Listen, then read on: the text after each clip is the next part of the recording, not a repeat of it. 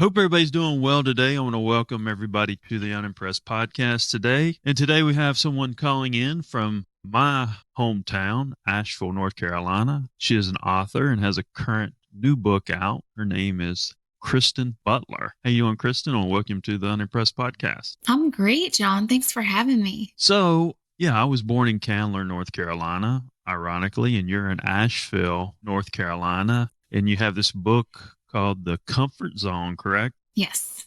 Comfort Just Zone. launched yeah. Okay. And it's all about the power of positivity. Where does this thought process come from, and how did this passion of yours come about? A decade and a half ago, I was at rock bottom. I had burnt myself out from, working and constantly pushing myself, stepping out of my comfort zone for the sake of, achieving goals and having a successful life and chasing that American dream. And I had many bouts of burnout that led to this rock bottom, but I had lost my eBay store. It was a power seller, was very successful, but I never prioritized my own needs and I was just always hustling. And in this place, I was bankrupt. Didn't have healthy relationships. My body was crying out with hormone imbalances and obesity, and I had anxiety and panic attacks. And so I was in bed for weeks, just literally wanting to give up on life because I thought I had failed so much. I was so down on myself. I was hating on myself and my life. And in this place, I had two choices. I could either give up on life entirely or try something new. And what I started doing was prioritizing things that felt good, comfortable things, instead of always pushing myself to be uncomfortable and taking so many risks. And at first, it would just made me feel better, get out of bed, start brushing my teeth, start feeling a little grateful that I had a bed or a roof over my head. But over time, everything started compounding. And a few years later, I started Power of Positivity because I thought, wow, you can really transform your entire life, thought by thought, habit by habit, day by day, just from starting from one, just from choosing one better thought and then choosing a next one. So it just transformed my entire life. And I was so astonished that I was like, I need to tell people about this. This is just miraculous. I can't even believe the transformation I was discovering. And I had just started changing my life.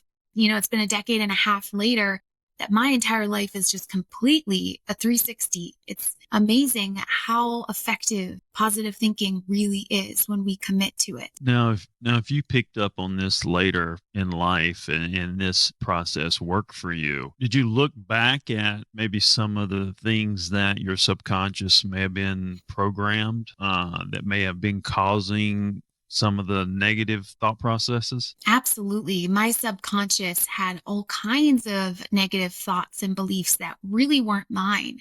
They were trained into me by people around me, or belief systems that people around me held, or labels that people put on me. What do they say? Up till 7 years old, you're kind of going on a repeat from your subconscious up till 7.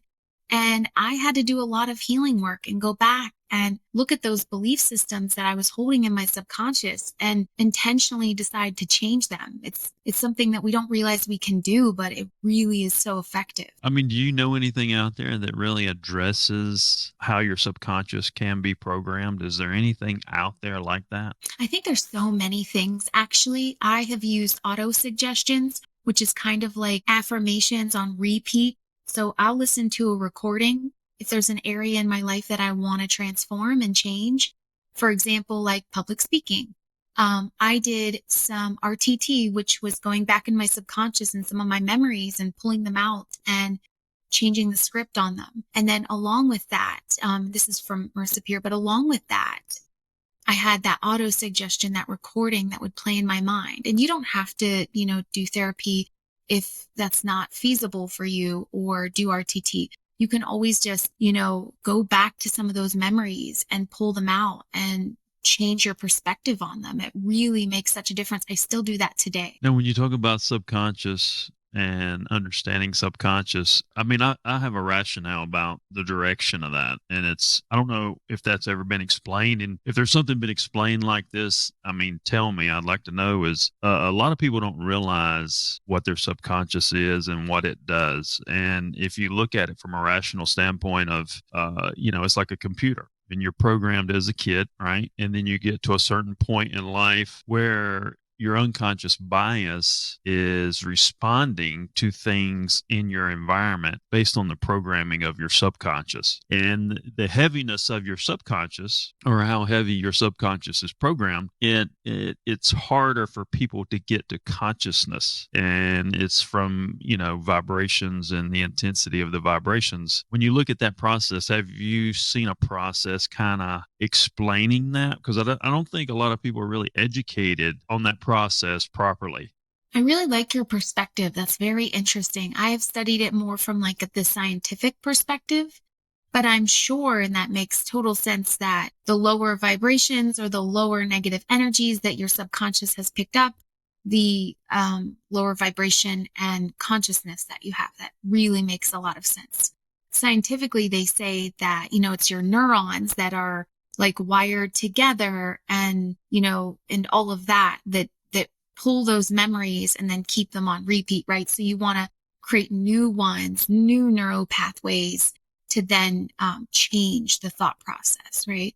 So I like your perspective on that for sure. So scientifically, I've always said science was a filter to delay something or support something with a slower conclusion in my thought process. So if that makes any sense, then I mean, so if science is telling you to put a Band-Aid on it, if you will, I've read one book and half the Bible. And, it's very, very interesting to me that if science is looking at that and trying to break that down, that they're not looking at what has already been done, because I've always said you can find the answers to anything in the foundation. So it's very interesting to me, if you will. And that's kind of a sidebar, and I don't want to get off topic, but, if you talk about what you do, and if science maybe looked at that the right way and understood how that is programmed, and they started that positive mindset with kids at an early age, instead of having them question everything,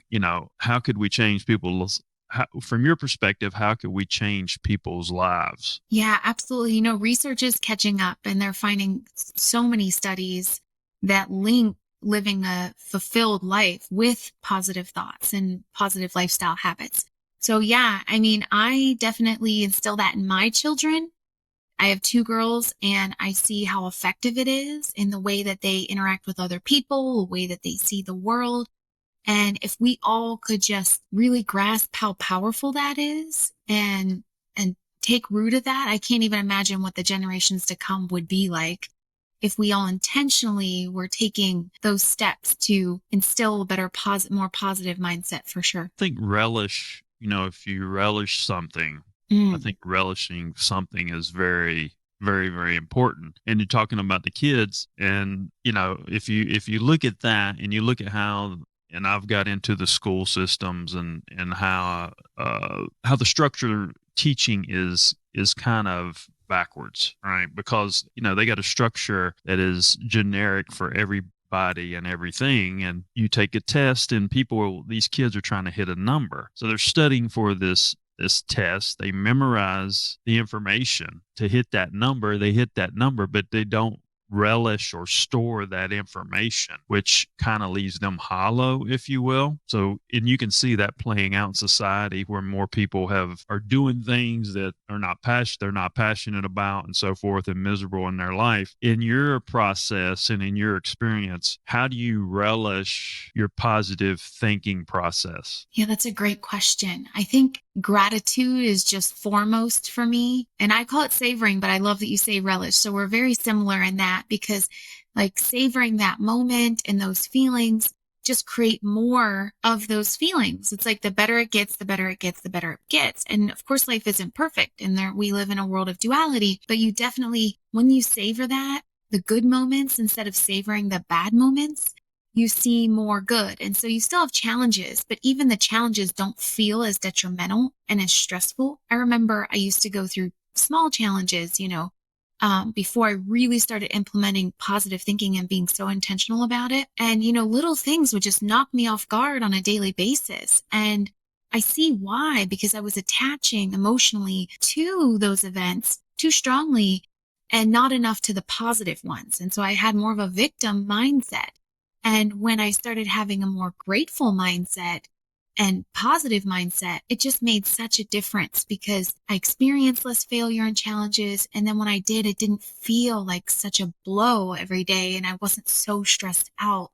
It was like, oh, okay, this is a challenge. How can we navigate it? Like today, it's like, how can I pivot from this? Or what can I learn from this? And so makes it so much easier and so much less stressful. Now, Kristen, you said you're from Pennsylvania originally. Where's your family from, and what's your lineage of your family? Yeah, most of my family's in Ohio, but they had moved to Pittsburgh, Pennsylvania, and so that's where I grew up, was outside of Pittsburgh, Pennsylvania. What's the lineage of the family? Is there any connection to natives? I mean, is there a spiritual process? Because it seems Mm, like you're in Asheville, North Carolina. mm. What attracted you to there? Yeah, I just love nature so much. I grew up kind of in the country, and so we were in the city for a bit, and I just didn't feel myself. And so I do feel very connected to nature, animals. And yeah, I do have, my grandma would always say we had Native American, and my grandma looks very much like she had Native American,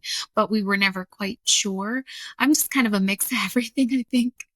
Hmm. Irish and Native American, German, a lot of German, I think, but just a big mix, really. But I just loved Asheville because there's so much creativity. And I had read somewhere that there's like these certain spots around the world that generate like, oh, I can't remember exactly what it is, but more like energy, maybe because of the rocks that are there or yeah, I'm not exactly sure. So maybe I shouldn't go off on that, but that certain places have certain energies. And so I just was really drawn here, and it just feels very creative, and I'm able to work with less stress and more flow because I love nature. And so I can always just look out to the mountains and draw inspiration, but everyone's different. If you love the city, you can draw inspiration from the city or the beach or, whatever. My family was Cherokee, Mm, and the whole family lived on top of Balsam Mountain, which is wow. from I think Asheville and Cherokee near Waynesville.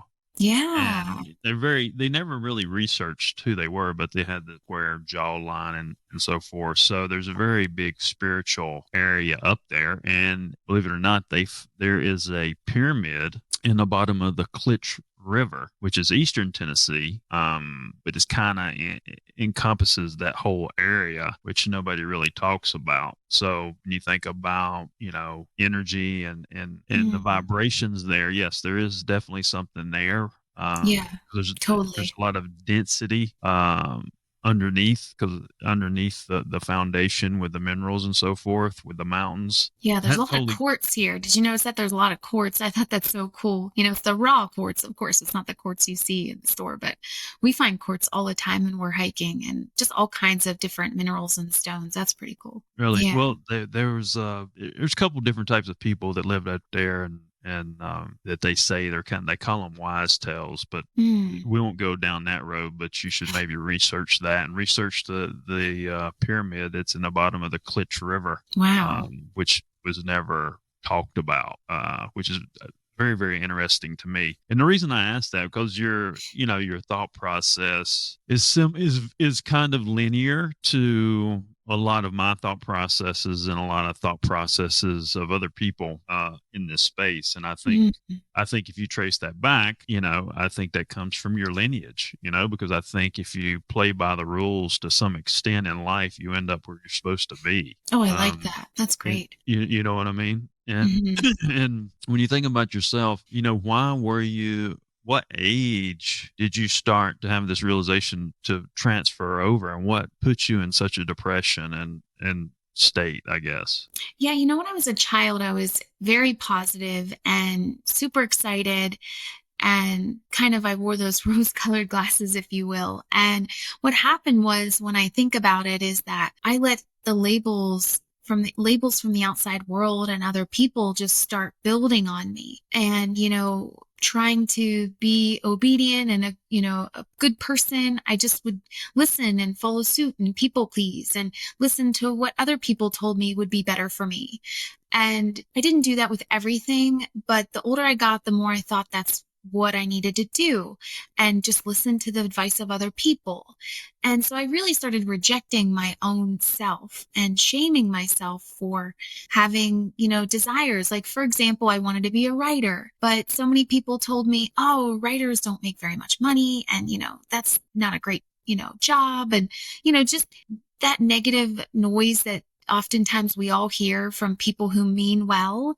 And, I think that kind of ate away at me, like maybe I'm not doing the right thing. And it wasn't until I started listening to my own path and following that and knowing that that's what I should be on, that everything started to click. It was like I was aligning with myself and moving in that direction and doing things that felt good intuitively instead of always going to other people for advice and what they think I should do, or taking on their negative beliefs of, that's not going to work out. You don't want to try that. I always had an entrepreneurial spirit. So that's very conflicting with most of society, and especially schools like you're talking about, because they don't really raise you to be an entrepreneur. You're supposed to work a 9 to 5. And so I was always rather like a black sheep. And it wasn't until I started just accepting that that's who I was and doing things based on that, that I really started finding true success, like happiness and success together. So basically, Kristen, you started finding yourself and you stopped worrying about everybody else. Exactly. I tell a lot of people that all the time.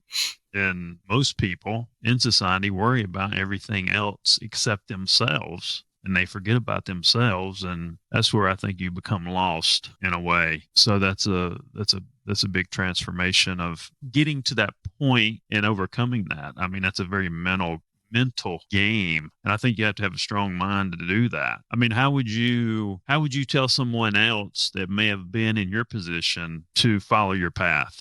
I think it's a day by day thing. When you start following that path and seeing it work, you build that trust within. That self trust is so important because self trust leads to self worth and confidence, and knowing that you can think about how you feel about something and you'll know the direction you should take. And so I always kind of use that path. It's not that I don't listen to feedback from other people. If that aligns for me. But when things aren't working out, I certainly realize, oh, I didn't really consult with myself on that one. And I see why it didn't work out. And when we can start doing that and building that inner trust, we'll just keep following that path. It's just kind of like a cool step-by-step journey, but it does take trust after trust after trust to kind of build that within. Is there an epiphany moment that you had to start that path? Because a lot of people, I think, have a hard time getting there mentally. They just continue to worry about everything else and everybody else. Was there something that really, really gave you that crossover that say, hey, I need to think about Kristen, first? Yeah, being in bed for 2 weeks, I had called my husband and I said, like, that's it. I think I want to give up. Like, I just don't think I can keep going. And he called the hospital on me and I was admitted, and they said, okay, we're going to let you go, but you need to talk to a therapist. And I was like, okay. So, the first time I walked in the room, I didn't really know what to expect. I'd never went to therapy. And after I told her what I had been through, she was really shocked. And she said, Kristen, I think, have you ever watched the show The Munsters? And I said, yeah. And she said, you're Marilyn from The Munsters. You need to be yourself more. You need to be positive. You need to listen and follow your own path. You're not like everyone else. And it really was an epiphany moment because she gave me permission to be myself, because I had been rejecting and hating on myself all that time and thinking I needed to be someone else. And that was just such a big moment. I don't think we always need a big moment like that, but it sure was a big moment for me. I didn't even really need anything else from that. It was like a wake up call, like just be yourself, Kristen. So I think sometimes we just need permission to just do that, you know? In a way, it's kind of sad that society has positioned everybody in that mindset because I don't know, I can think of a lot of young people, they're always searching. They're searching for someone in I'm in the entertainment business.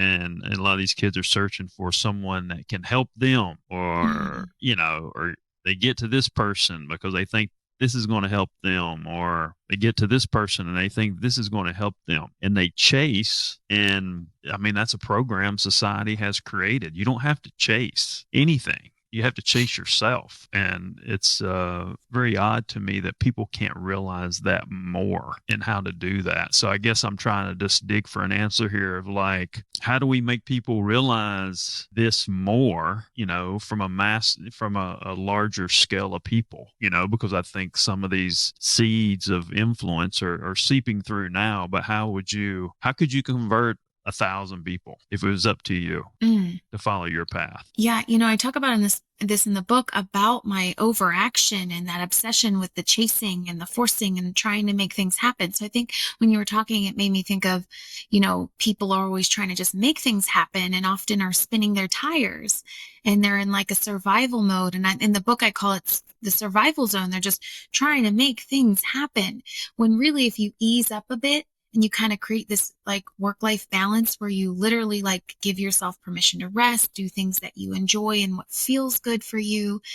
You can be more productive and you can hone in on the actions you actually should take instead of trying to force and control. And it's more of like a surrendering, to getting to where you want to go. It's a flow and it's a surrender and it's a letting go of the outcome and letting that resistance go. And that gets you much further with less effort than just trying to, like I said, control everything. I think that's the key, is that everybody does want to make things happen, but they're coming at it with the wrong energy. Interesting. Well, I like the fact you said surrender. I Mm, mean, that's a big deal because I think if you can surrender and you can ground yourself as a person and then come back to where you were in life, things are the same. You just know yourself better. mm, yeah. You know what I mean? And you can manage, you become a better manager of yourself. Yes.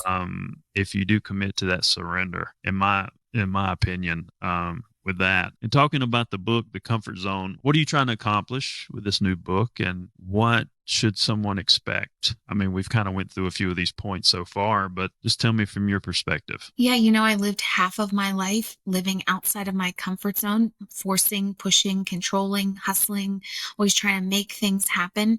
And I wasn't working in my own flow and in my own alignment. So I was achieving success, but then I was losing it and burning myself out. And so that's a trigger for me when people are always given the advice of you need to step out of your comfort zone, because I know that I took that advice seriously. Like when I go with a concept, I will take it and run with it. Like, ooh, okay, this works. I'm going to go with this. And I did that and I took it to the limit, and it doesn't work. We're not here to just go, go, go. We're here to enjoy life and stop and feel fulfilled and enjoy the journey. And so I want that for more people.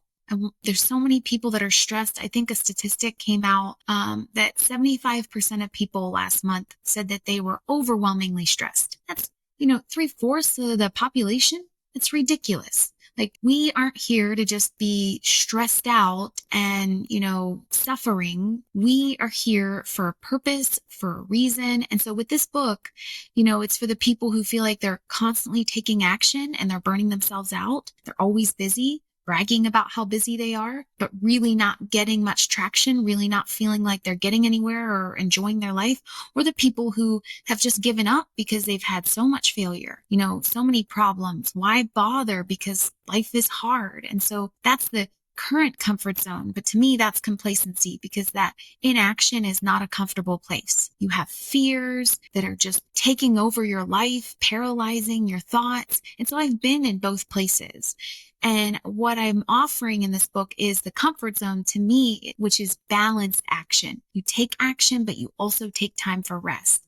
And if more people could do this, we could live just much more fulfilling lives and be less stressed. I mean, we're going to have stress, but we shouldn't be over stressed every single day. That's just, to me, it breaks my heart. What do you think about environment? Because I think environment plays such a big role in everything we do, who we are, what we are, and how we do it. And I don't think environment is addressed. And I think people feed off what they see, because I had this rationale of like people feed off what they see. And if they continue to feed off society from that standpoint of what they see on a daily basis, you will continue to have more opinions and more controversy. But if you create new environments with new ideas, then you eliminate opinions and you eliminate controversy. Does that kind of fit with the concept of your book in a way? Yeah, I love that. That's perfect because when you open your mind, you're opening yourself to opportunities. And environment plays a key role. Like that's another reason why I moved to Asheville.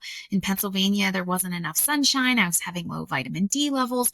I felt like I had to put so much effort into enjoying where I was. And so instead I said, hey, you know what? I'm not a tree. I can move. And so I moved. And I feel like if we give ourselves permission to make changes that actually fit who we are and fit our lifestyle, maybe that's the city. Maybe you want the busyness. Maybe that's the ocean, wherever it is. But we can move our environment and then we can intentionally create an environment around us in our home that fosters a lifestyle that we want for ourselves. It's really about being super intentional down to every little thing that fits like the life that you want and suits like feeling good and your happiness and the goals that you have. Well, I think I just had a new rationale that you supported that kind of came to light. Because if you think about that, when I said you have, if you create new environments with new ideas, then you eliminate opinions and controversy. And to explain that, and then this is just something I just thought about after what Kristen said is when you figure out yourself and you're operating within yourself, then your top of mind thought process is yourself, right? And you're out front of that narrative, which doesn't really give you a time to think about anything else that would create more opinions and more controversy.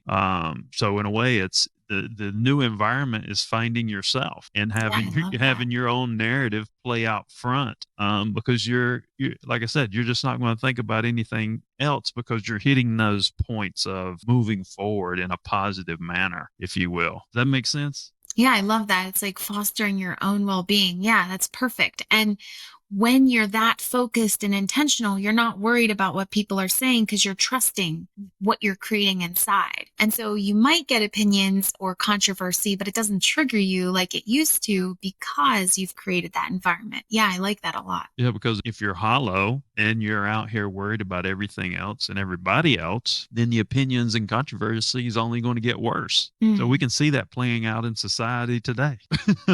You know what I mean? I mean, it's kind of crazy, but I mean, that's the truth. So if we wanted to find comfort zone and Kristen Butler's information, where do we look for the book and what's going on with you and what's timetable and so forth?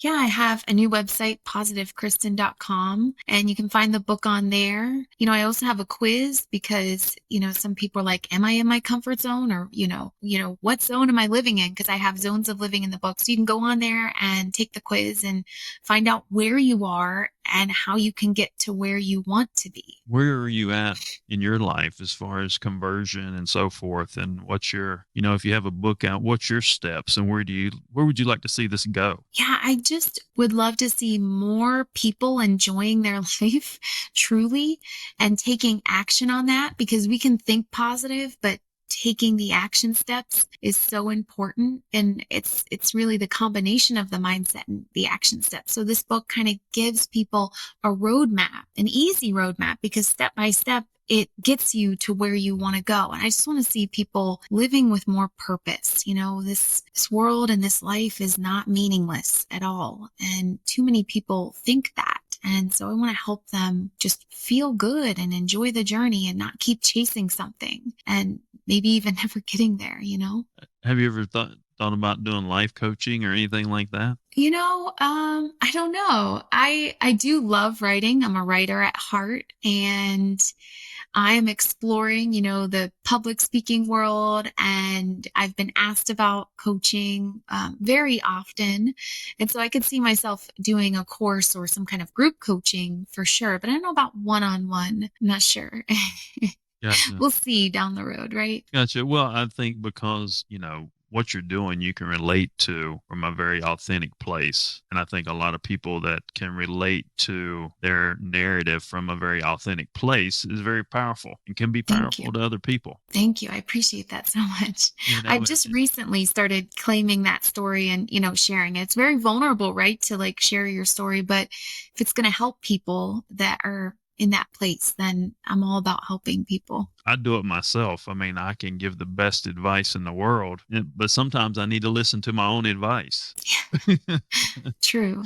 You know what I mean? Yeah, So, well, I appreciate you coming on the show. I think we had a good conversation. I think hopefully we've kind of expressed the right narrative to explain what you're trying to accomplish with your book and so forth. But is there anything else that you would like to touch on that we haven't touched on before we get off here? that's a good thought. I think we had a good conversation. We had a good flow. I feel like we had a Yeah. lot. We have different terminology for some things, but Yeah. we both had it. The alignment was there. Different terminology, but alignment. Oh, absolutely. Yeah. Absolutely. We had a great conversation today with Kristen Butler, and I appreciate her coming on the show. And my name is John Edmonds Cosma, the CEO of Bang Productions.